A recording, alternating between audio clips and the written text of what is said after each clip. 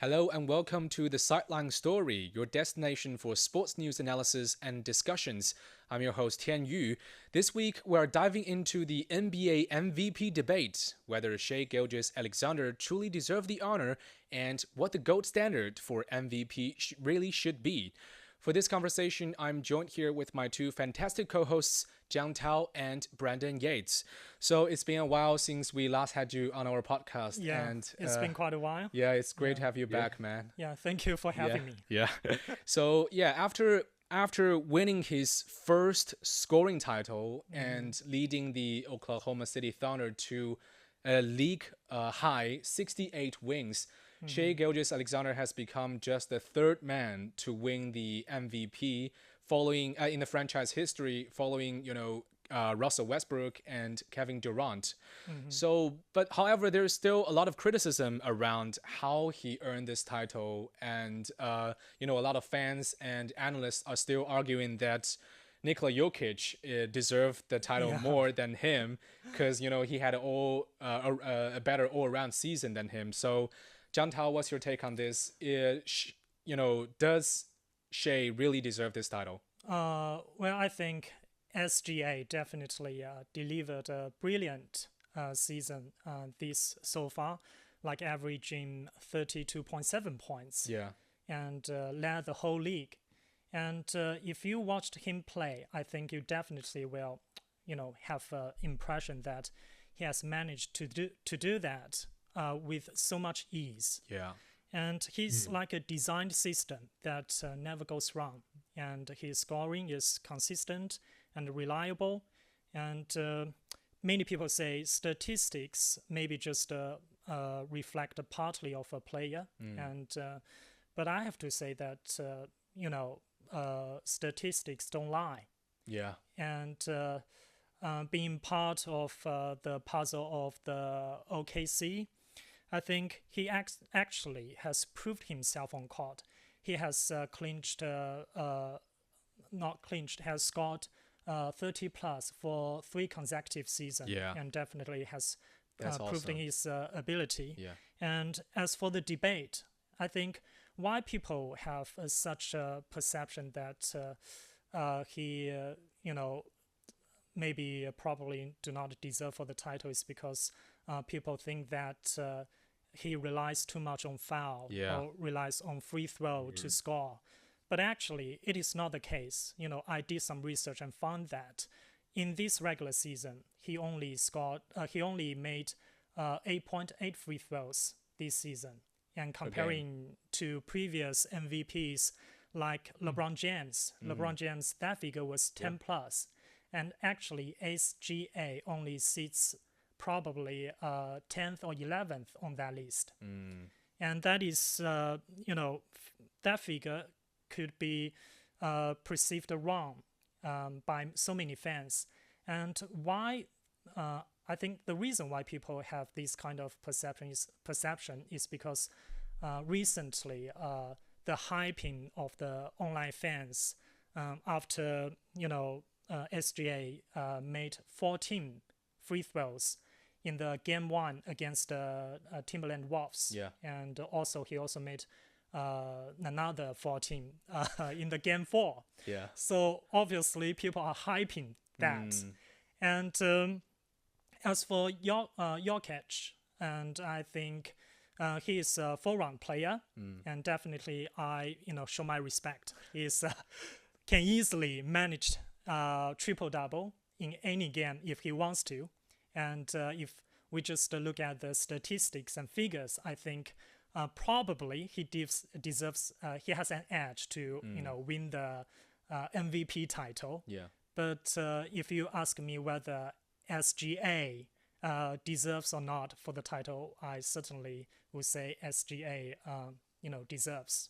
Yeah, I agree with you because averaging 30 plus points in the regular season is not an easy feat. It's not a small feat. Yeah, and he has really come a long way compared to last season. But Brennan, what do you think? Do you agree with Jiang Tao? Do you think there's another player out there that's more deserving than Shai?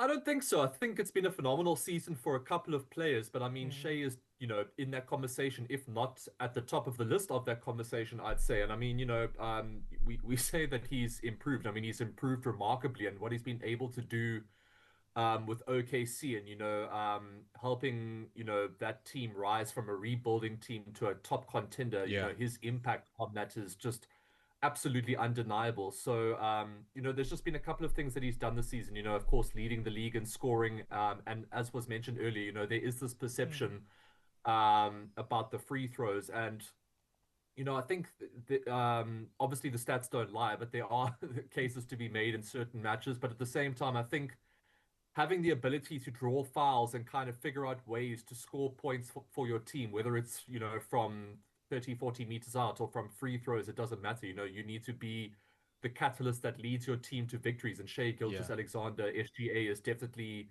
I think, he epitomizes that role of being someone that can sometimes single-handedly mm, lead a team to victories. Not saying that he's been the only success story in the team Yeah. that's, brought OKC so far this season, but definitely the shining light in that team. And I mean, look, there are arguments to be made for other players, which I'll touch on in a moment. But I mean, leading the league in scoring, I mean, that's a great starting point in Mm. terms of the arguments for being top of the list for MVP. And, leading OKC to a historically dominant 68-14 record, the best in the league.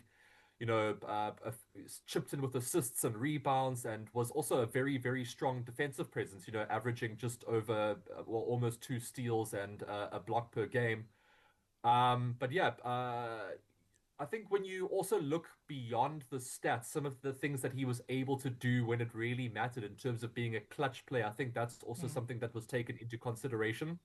So, for example, he achieved a remarkable scoring efficiency, particularly against top teams, which I think Yeah. is something that OKC really, really needed this season because I think some of the competition that they had to get past before getting through to their conference final was pretty immense.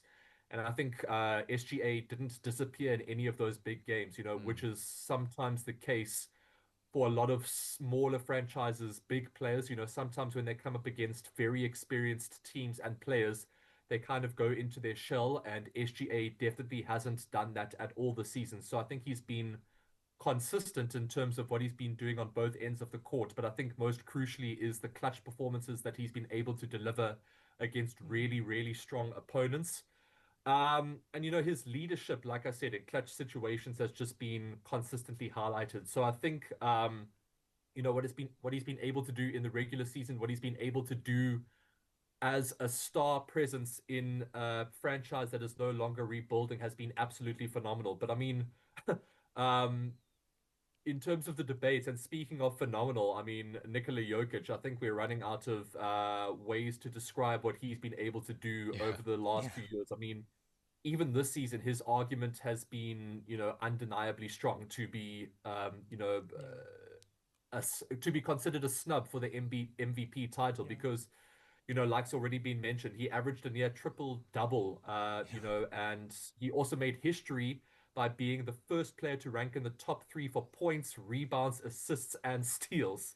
mm, So just unprecedented all-round mastery. So just a phenomenal season for him. And, the overall record for the Nuggets wasn't as dominant as OKC's, but Jokic's just overall record and what he was able to do as an individual was just absolutely immense. So do I think SGA was worth the title? Absolutely. The MVP, like we've already said, the MVP award isn't just about statistics. mm, So there's arguments to be made on both ends. And I mean, when you look at statistics as well, I mean, sometimes also what Giannis Antetokounmpo was able to do with the Bucks was also absolutely phenomenal this season. mm, So there's a couple of arguments to be made all around, but I just think how SGA has, developed as a player, the points that he was able to score, the way that he was able to uh, uplift OKC to a potential title contender, and just the things that he's been able to do has been absolutely amazing. And I think it's just nice to have,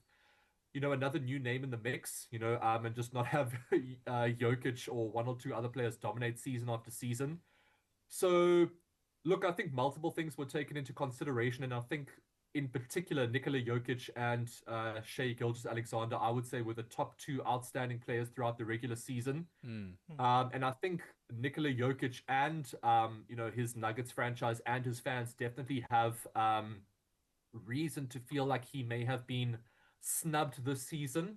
But I also definitely think that SGA is as equally deserving of the MVP award. Yeah. So it'll be interesting to see if the Nuggets can go on and lift the NBA championship. I think that will boost SGA's arguments even further.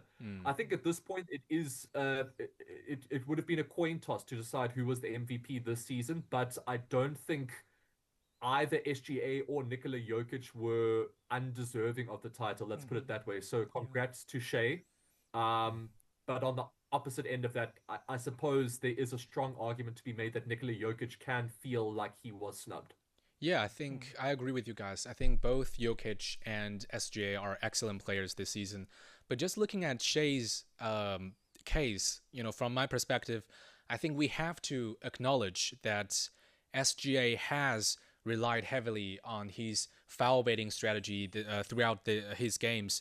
But that said, he's not alone in this. I mean, Giannis Antetokounmpo has led the league in average free throw attempts. Yeah. And also Jalen Brunson has been seen many times, trying to baiting defenders into contact.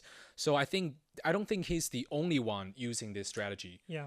But when it comes to using this tactic effectively, I think no one has done a better job than SGA this season. Yeah, efficiency. But you know what? But Tianyu, is that not the case to put him forward as MVP? Because when you obviously, the individual stats of Nikola Jokic are phenomenal, but when you look at the current state of the NBA and the rules and how fouls and all of that sort of thing work, if you are someone that is able to manipulate the current state of the league and the way that, fouls are given and all of that sort of thing, if you are able to do that the best and then are able to get the most points possible for your team, particularly in big matches, surely that also makes you an MVP candidate because, maybe people don't really like the way that the league is heading in terms of maybe being a little bit too soft or awarding too many fouls for certain players.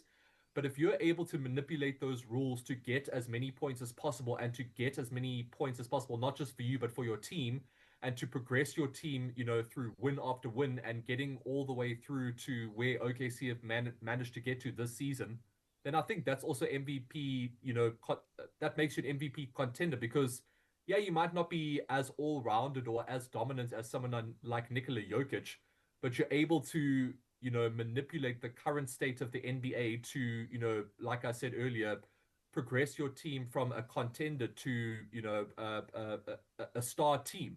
And I think that's something that Shai, not only Shai, but I think that's something that Shai has done incredibly well. Yeah. And look what it's done for OKC this season. It's been phenomenal. Yeah, I'm totally agree with you because I think foul baiting is a skill and it requires the deep understanding of rules, how they are enforced and also making the right decision at the moment. Yeah. And I think Shai's excellent ball handling skill and his high game IQ have allowed him to just, step into the paint almost at his will. He knows how to get into the free throw line consistently.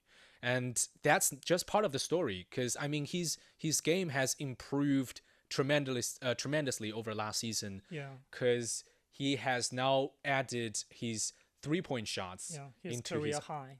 Into his arsenal. I mean, while his palm fakes, his spin moves and the mid-range shots are still his, signature weapons. Yeah. His ability to shoot from the arc have made him even more dangerous. Yeah, but I have to mention a thing. When I see SGA playing, I just kind of get an image that maybe he's got electrified on the court and doing some crossover. Yeah. And that is, stunning. Yeah, that's yes. He can do some amazing tricks on the court. Last year, Shai has won second place in the MVP voting behind Jokic, but this year with improved team performance and more consistency on his end, the narratives have changed. But interesting, this season's MVP came from a team with the best regular season record. But that's not always the case in the past. Because in last year, I mean, the Nuggets finished second and Jokic still won MVP. And I could remember in 2016 when Westbrook won MVP, but the Thunder finished the 10th place overall in the league. So here's the question, guys. Should the MVP always come from the team with the best record, or should it go to the individual with the best performance, regardless of how their teams finishes? So, Jiang Tao, what's your take on this? Well, I think both are important, obviously. The team success and individual brilliance. Well, but if a regular player, after joining a lame team, probably his figure will become fancy because he can get more opportunities to shooting attempts. And in that case, I think the player can be overrated. Yeah. And your question also reminds me of the final between the Warriors and the Cleveland. Yeah, the classic. Yeah, the classic. Very classic.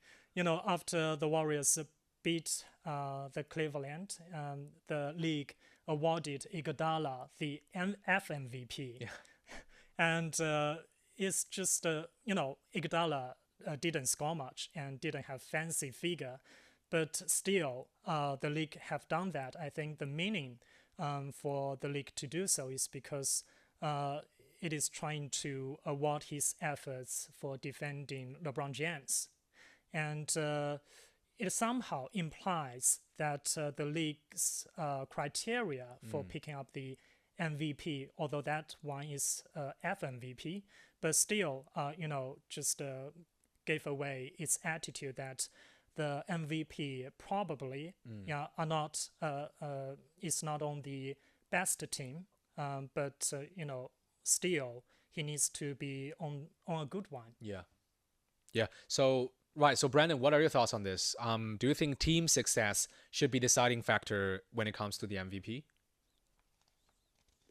I don't think it should be the deciding factor, but I definitely think it should be strongly taken into consideration because in a hypothetical situation, if you are the best individual player in the league, putting up the best numbers and the best stats and, the highest scoring and the highest rebounds and the highest steals and all of that sort of thing, but your team finishes like, fifth or sixth in the league or doesn't get through to conference finals or the NBA finals, and then, a player from your team takes home the MVP award, I think that's a bit of a strange one, and I don't think that necessarily benefits the player himself or the team as a whole.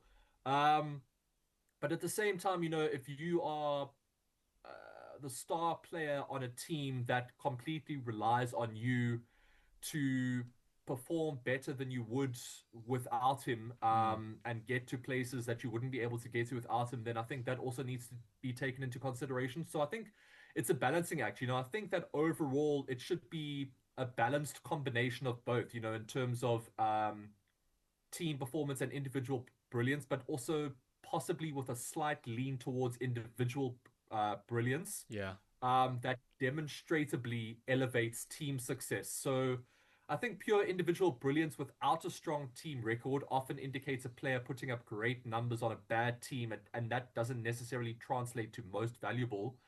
But then conversely, simply being on the best team doesn't automatically make someone an MVP. So it's a difficult conversation, I think. Yeah. And I think in terms of these MVP awards, I think a lot of the players that have won a regular season MVP award, but then didn't necessarily achieve the success that they wanted to as a team, or didn't get through to a conference final or an NBA finals, or claim a ring. I think that award becomes hollow eventually. I don't know how much emphasis they place on that. And I mean, if I was in a position where I was a player, I think I would definitely rather have, let's say, for example, 4 NBA titles and no MVP awards than 4 MVP awards and no NBA titles. So yeah, I think it's a balancing act, and I think it's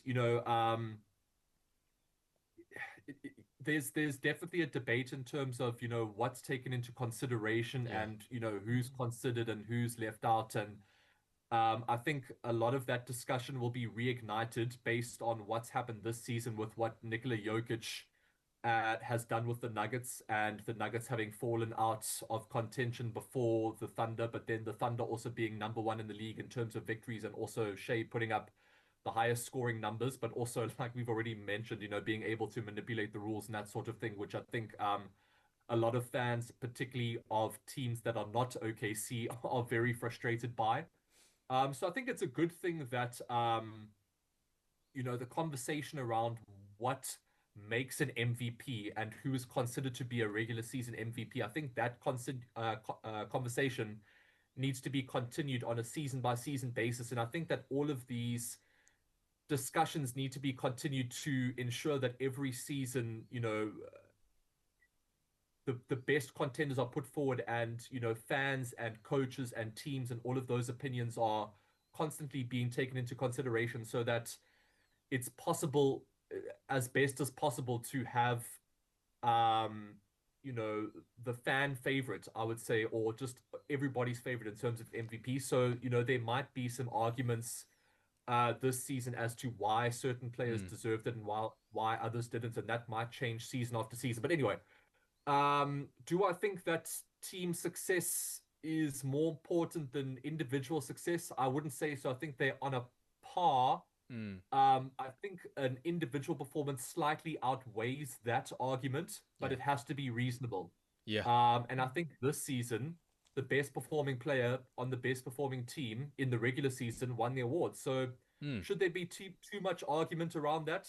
I don't think so. Yeah.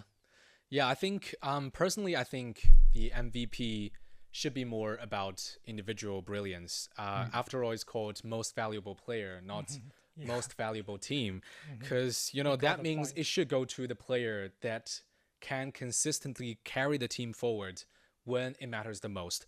But this season, just look at this season's case. Jokic has several monster games. He can shoot 50 plus or even 60 plus points at times, but not without much help. But looking at, by comparison, Shai had a stronger supporting cast, we have to admit, in OKC. So I understand why many fans argue that Jokic was more valuable than Shai, and there's been so much debate going around about this award this year.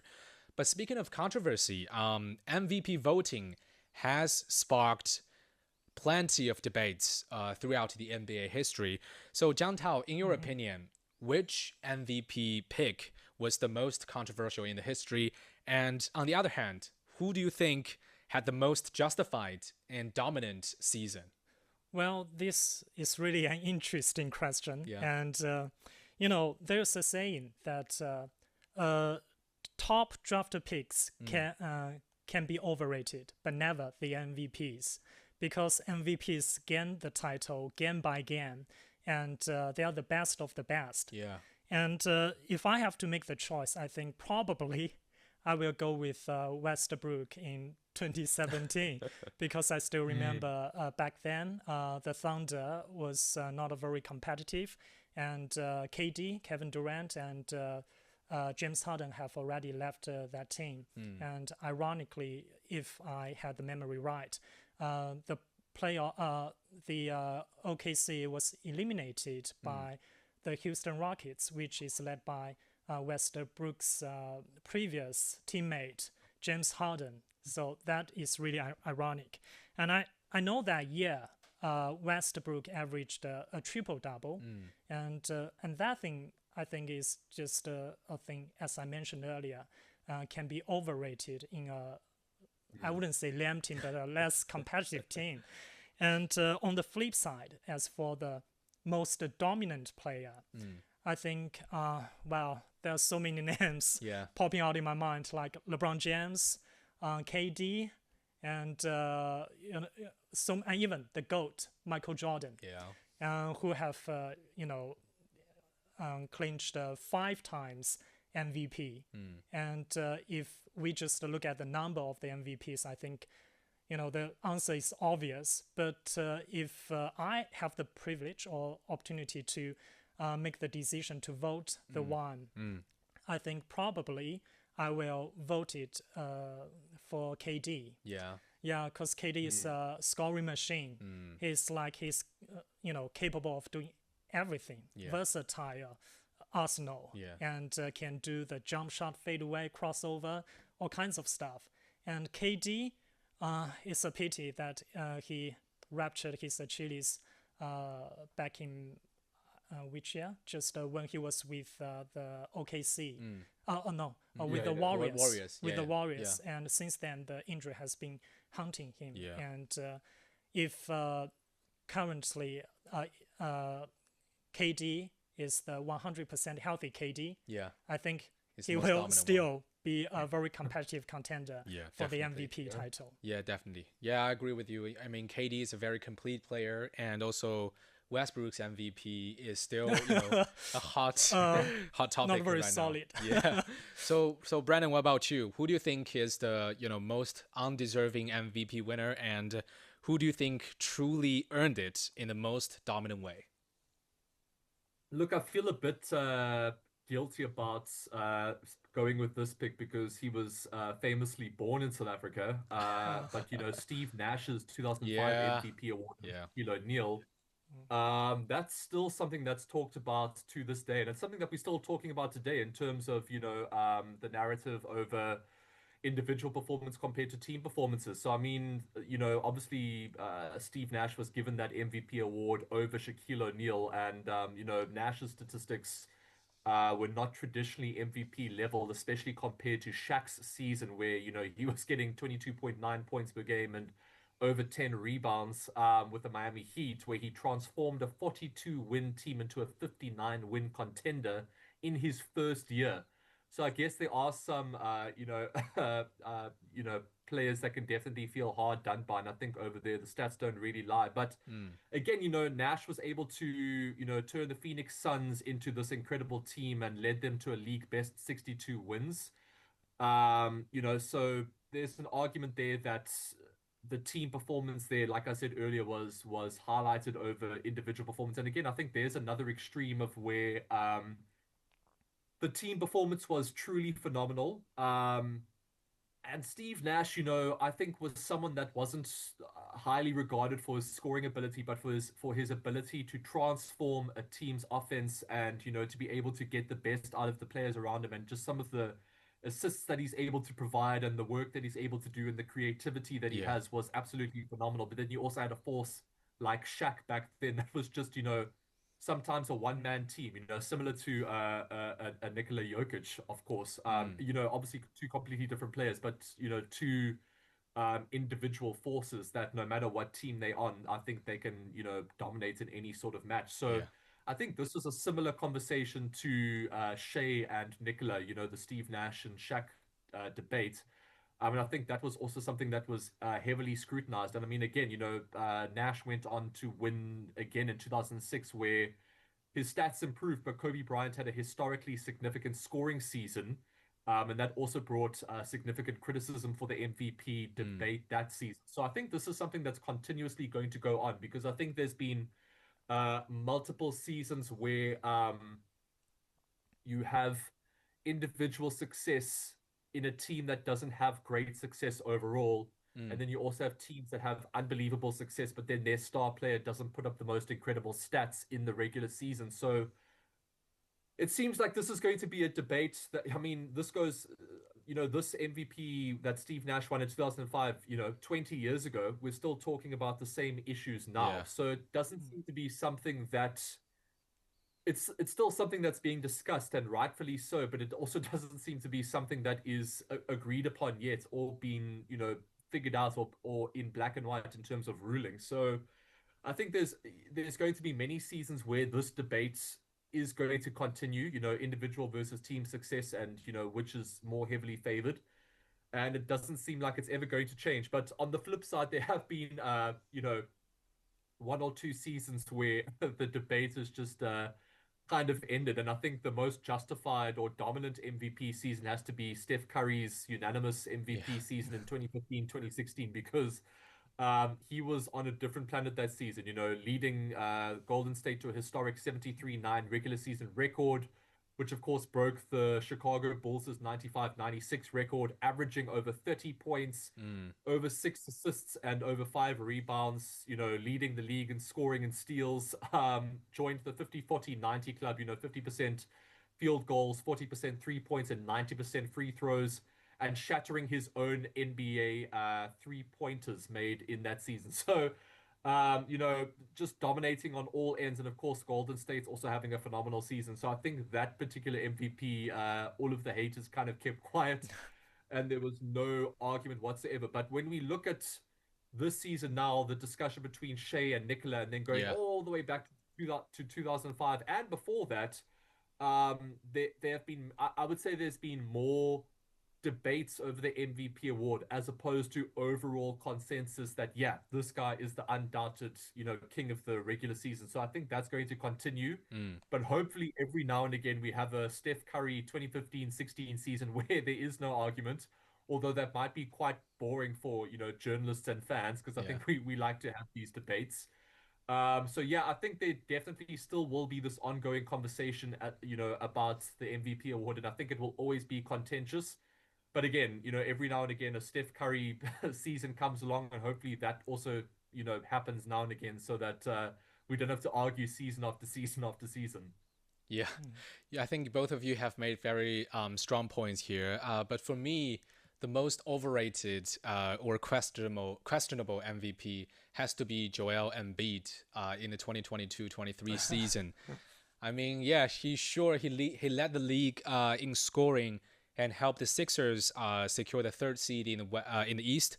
But once the playoffs started, Embiid completely fell apart. I mean, his shooting percentage and his scoring average took a nosedive, and his ongoing injury issues and his missed games have raised some serious concerns. So I think that's why his MVP win didn't hold up under pressure. But now here's another interesting fact here. The last 7 MVPs. But now here's another interesting fact here. The last 7 MVPs have all been players born outside the US. But before that, in the NBA's first 63 seasons, that only happened 4 times, and just once before the year 2000. So here's the question. Are we witnessing a new international era in the NBA? Or is the league being more global or competitive than ever before? So, Jiang Tao, what's your thoughts on this? Well, indeed, I think there are more and more international players becoming the competitive MVPs. And especially after seeing the performance of Luka Doncic, although, he's not MVP yet, but still a very strong force. And Jokic and... international players, I think, and the MVP. It is like an interactive experiment. It has changed the league's function, and also the league has, absorbed the energy from the international players. And I think nowadays many NBA teams are no longer just rely on some superstars to build up their teams. They are more focused on the mechanism or how should the team to function, especially after looking the games from the Pacers. Actually, I don't know, some very good superstars in that team, but still it is a very strong and competitive contender for the final. And actually nowadays those international players don't have very exaggerated physical conditions. They do have big size, but they don't jump high or move fast. But they have a very good IQ on court, and they can help their teammates to play better. And I think it is good to see more and more international players to becoming the most competitive players in the league. And when talking about international players, I just can't help thinking about Chinese players, because since Yao Ming and Yi Jianlian's arrival, is almost no one has landed NBA as above average level player. And lately I have heard that Yang Hansen is currently in the US do some trail training, and he has got some good reviews. Yeah. And we are really, looking forward to hear some good news from him. Yeah, me too. And Brandon, do you agree? Is the league entering a truly international age? Definitely, and I think it's a good thing for the league and just for the sport as a whole to become more international. When any sport expands beyond its borders and its boundaries and becomes a global game, I think that's a fantastic thing for the sport. So yeah, maybe some US fans or US players or US NBA hopefuls might be a little bit concerned about this global influence. I think the NBA and the sport as a whole should be very excited that the whole world is bringing stars to one of the most exciting leagues and sports in the world. And I think that is a good thing when you have the NBA that's just been such a globally watched league and is something that people all around get excited by. I think it's more exciting when you have more and more international players not just joining the league but dominating the league, and I think that will also increase the league's global fan base. So I think that will also lead to higher, figures and revenue coming in for the league, but also for the players themselves. I'm sure, the more international a sport becomes, look at football, for example, the more money players in the league will make, and the more difficult it will be to get into the league, which I think is, probably inspiring. But I mean, look, Nikola Jokic, Joel Embiid, Giannis Antetokounmpo, Shai Gilgeous-Alexander, all of these players that we've mentioned, um, Luka Doncic. I mean, the list goes on and on and on. And I definitely think we're in a new international era in the NBA, which is really a profound shift when you compare, to the league's first 63 seasons where international MVPs were a complete rarity. But I would say this trend is definitely not a coincidence. I think it's a reflection of several factors. So, for example, like I already said, the globalization of basketball. The NBA has invested heavily in marketing and developing basketball globally for decades now. I mean, grassroots programs, international scouting, and increased access to NBA games worldwide, including here in South Africa. I mean, we have unprecedented access to some of these NBA conference finals and all of that sort of thing, which we haven't had for quite some time. I think this has definitely fostered talent development in various countries. I think there's also improved international training and infrastructure.